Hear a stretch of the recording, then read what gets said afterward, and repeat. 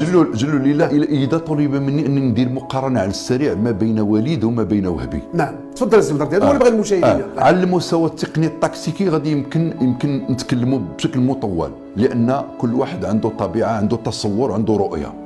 اوكي. وليد على المستوى التقني وعلى المستوى التكتيكي عنده فلسفه لاعب، يعني قائمه بذاتها، صعيب انه يخرج منها.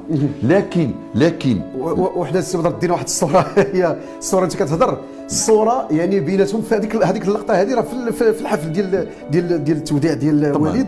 وايضا دابا شوف الطريقه، ربما هذيك بغيت قبل ما تكمل السي بدر الدين وغترجع للكلام الحديث ديالك، شنو القراءه ديالك هذيك الصوره؟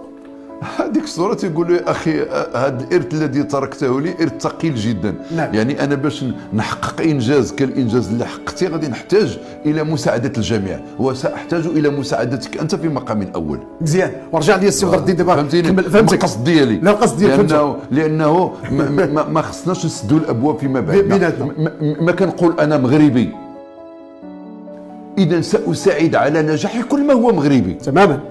وإذا كان نجاح الفريق الوطني يحتاجني أنا كوليد الركراكي إلى أن أقدم النصح، خصني نقدم النصح.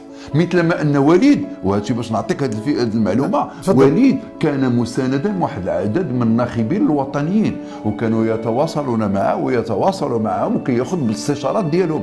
ما غنعطيكش الأسماء، ولكن كانوا واحد العدد ديال المدربين وليد حريص على التواصل معهم. فإذا رجع لي الفكرة وبي إذا احتاج إلى وليد غادي يرجع لوليد، وماشي غير وليد، غادي يحتاج إلى مدربين آخرين. نعم.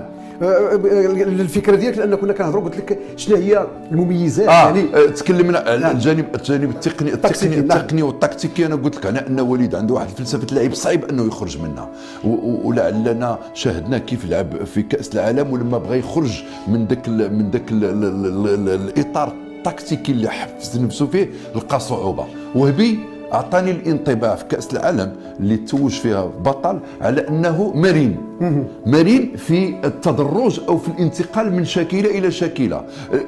المباراه هي اللي كتفتي عليه، هي اللي كتفرض عليه الطريقه باش يلعب بها. اذا الا قديتي تلعب بالبلوك با وبالبلوك او وبلوك ميديان وتكون عندك القدره على انك تنجح فيهم بالثلاثه، هذا شيء رائع جدا. اعطاني وهبي الاشارات الاولى على انه قادر يلعب. سي ان اونترينور مبدع هكا ميكست، يعني مختلط. يمكن كتجمع فيه كل هذا وهذا الان اللي كطالب به كره القدم العالميه الان. ما كيبقاش المدرب محصور في واحد المنظور وشاكله تكتيكيه بعينها.